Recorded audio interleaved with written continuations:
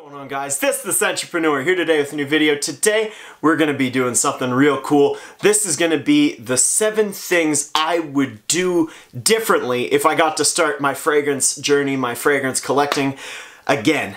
These are great tips, especially for you guys that are just getting into the game. I wish this is what I did. It is not, but if I got to start over, this is what I do. There are 7 of these things, so let's kick into it. The first thing I would do is I would place more emphasis on scents in my collection and their wearability. It's all fine and dandy to have a bunch of stuff that smells really good to your nose, but if it's not stuff that you can pair with any of your outfits or that you don't really like smelling like out in day-to-day life, there's not really much need to own it. Basically, I will buy those fragrances if they are 10 out of 10s to me or 9.5s, but other than that, I don't really see a point to own them, mostly due to the fact that you're just not going to reach for them. There's some excellent fragrances, like for me, I'm thinking of Mugler Pure Havane. I very rarely reach for it. It is my favorite from the Amen line, but I just find it so hard to wear. But it was one of my first fragrance buys. I think I bought it when I only had about 10 fragrances. I ended up recently figuring out that I had all these scents that I really don't wear, and they're very specific to their scenarios. So the first thing that I would do differently in my fragrance collecting is I would place more emphasis on wearable scents, nice, versatile fragrances that you can wear multiple places, some signature scent-worthy stuff, guys. Second thing that I would do differently is I would never, ever pay retail for anything unless it was absolutely necessary. So what do I mean by that? First off, retail, somebody's got to pay it to keep these stores in business so we can go into Sephora every weekend and get our free samples. Somebody's got to buy those fragrances retails. It's not gonna be me, and I hope it's none of you guys. There's so many places online where you can get stuff at a discount. I would never pay retail unless I absolutely have to. What do I mean by that? I mean, if a brand new release came out and it completely wowed me, it wowed me after several testings, then I would say go out and pay retail. Even then, I wouldn't pay retail online because you're gonna have to pay shipping. If it's coming from a different country, you gotta pay duties often too. That adds up really quick, those hidden costs on your fragrance, and it's just not worth it if you're asking me. So that tip, number 2, is to never ever pay retail unless it's absolutely necessary. But it probably won't ever be because, in my opinion, once you have 3 fragrances, you don't really need another one, so don't pay retail. The third one is a really good one that strikes home for me. The third thing I would do differently if I started collecting again tomorrow is I would not spend so much money blind ordering samples from places like Lucky Scent, Decant Shop, Scent Split. I bought from, I think, just about all of the big sample places, and this used to be a big problem for me. When I started getting into the niche fragrances, there are some that sound so cool and they get talked up by reviewers, or maybe they don't. Maybe they're just talked up on the website themselves, or they just sound cool. And I blind bought them, like a lot of them.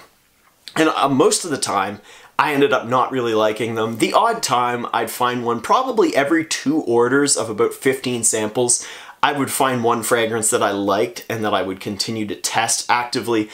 Other than that, that's a whole lot of wasted money considering the cheapest of those samples are probably about $2 US a piece. Some of them on Decant Shop. And that's a lot of money that could have been saved. I chirp blind buying a lot because I just think it's kind of frivolous is the fancy word I'll use today.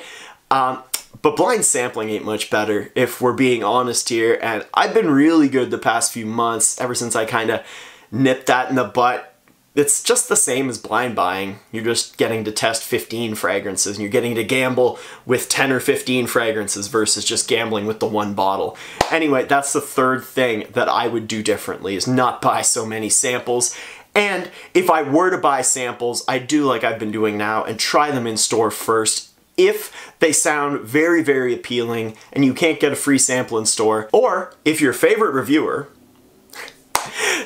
says some really good things about a fragrance, that's when I would go out and I would pick up some samples. So if my favorite reviewer, or reviewers I should say, says something really great about a new fragrance, I'm probably gonna buy a sample. But those are the only two conditions that I will buy a sample anymore. Guys, on to number 4. Number 4 is kind of tied into that last one. Well, on the topic of buying samples, I would give designers more of a chance than I have in the past.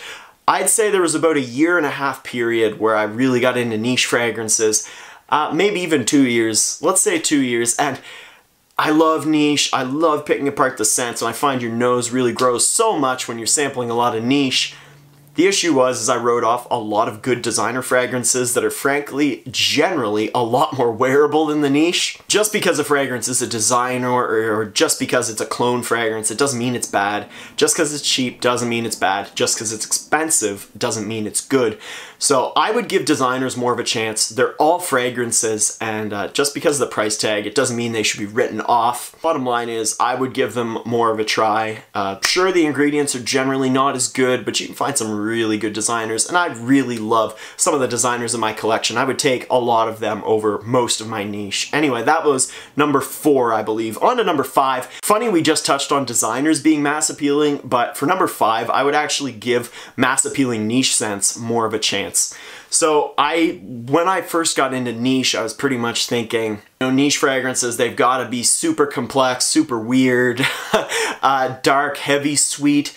That's kind of where my taste used to lie, and it's sort of been drifting more towards these wearable niche fragrances because it's all fine and dandy, again, to have that super complex, awesome niche Roja Dove that cost $1,500, but how easy is it to wear?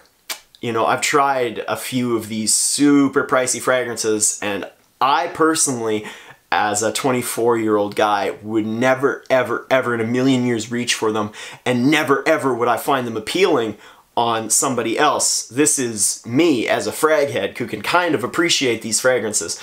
They just aren't that easy to pair with outfits. However, there's some super high quality niche fragrances that are intricate, they're fun to pick apart, they're awesome, they smell great, they perform, but they're also quite mass appealing. Some examples of these off the top of my head are Amouage Reflection, man, total banger. Creed, anything from Creed, if we're being honest here. Since I did just use Roja Dove as a kind of a negative example, I would say Roja Elysium is a fantastic mass appealing scent. Love it, want it, going to get it, but those are just some examples of great mass appealing niche fragrances. Just because they're niche doesn't mean they have to be weird. I did a whole video on this if you want to check it out. I think that niche fragrances get written off as far as compliment getters a lot, but in my top 5 most complimented fragrances for 2017, there were 2 niche.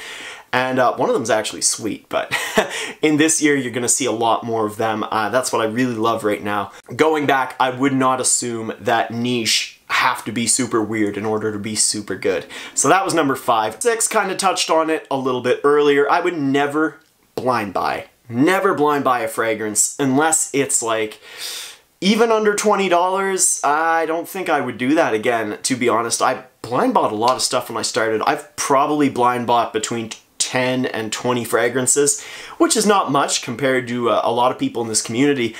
But I just found the ratio of hits to misses was not worth it at all. And it's just a frivolous waste of money if you're asking me. So if I had to go back, I would never blind buy anything, even if my favorite reviewer recommended it. If it was over $10, I don't think I'd blind buy it, but how many good scents are under $10? So the 6th thing I would do differently if I got to start my journey again is I wouldn't blind buy. The 7th thing and the last thing is again something that's sort of crept up on me recently. I know I'm not the only one that's guilty of this, but I personally found that I was always looking for that next great scent to come along instead of looking inside my own fragrance closet and seeing all the awesome stuff I already had. So the 7th thing that I would do differently if I started again is I would enjoy what I have, because I say this in another video I've got recorded, I'm not sure if it'll be out by now, but we're always looking for the next sexy, most complimented fragrance. You've already got it, man. Like, it's sitting there in the collection somewhere and you just gotta break it out and wear it. Chances are, if you own more than 3 fragrances, one of them is pretty mass appealing and compliment getting. don't spend all your time searching for the next big one, the next big fish to come along. You've already got great options in your closet. And like I said, if I were to go back and start over again, I would definitely spend more time appreciating what I have and less time hunting for that perfect fragrance. That means also less time surfing YouTube typing in top 10 best colognes of this year. I mean, watch like 2 or 3 top 10 videos. There's 20 to 30 fragrances for you to check out. Excellent fragrances. There's no need to keep hunting. If you've got a couple of those, you're probably set. If you want to buy more, that's cool, but there's nothing wrong with sitting back and enjoying what you have either, and it's often a great way to check your spending, to just sit back, wear some of your stuff for a few weeks, relax, enjoy it, love it, really appreciate what you have, man. We live in a consumer society where buying more is often better to most people, and that's what we're told, but I feel like, especially with hobbies like this, or even watches, shoes, there might be the drive to buy more, and there's that high you get from a new fragrance, but that high doesn't last, and the best thing you can do is just appreciate what you have, appreciate the beautiful fragrances you have, and make some memories with them, because that's what you're gonna remember, and that's what really counts. So guys, these are the 7 things that I would do differently if I started my fragrance journey again.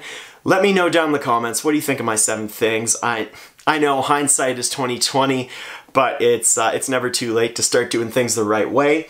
Also, I hope you guys take a lot of things from this and maybe implement them into your own collecting, your own journey. And let us know down in the comments, what are some of the things that you wish you had done a little bit differently, and if you could go back, would change them. This has been The Centrepreneur. If you enjoyed this video and haven't done so already, I would encourage you to please subscribe down below to my YouTube channel. There's new content coming out all the time. Also, don't forget to hit the thumbs up button for advice videos. Hit that bell to get notified whenever I come out with a new video. Follow me on Snapchat for Scents of the Days, fragrance first impressions, pickups, etc. My name is down there in the description somewhere. Guys, I really hope you enjoyed this video. I hope you enjoy these advice videos. A lot of you say you do. It feels good to know that you guys appreciate these videos, and I'm very grateful for you stopping by, commenting, thumbs upping, subscribing, and checking them out. I will see you in the next one. Have an awesome day, guys.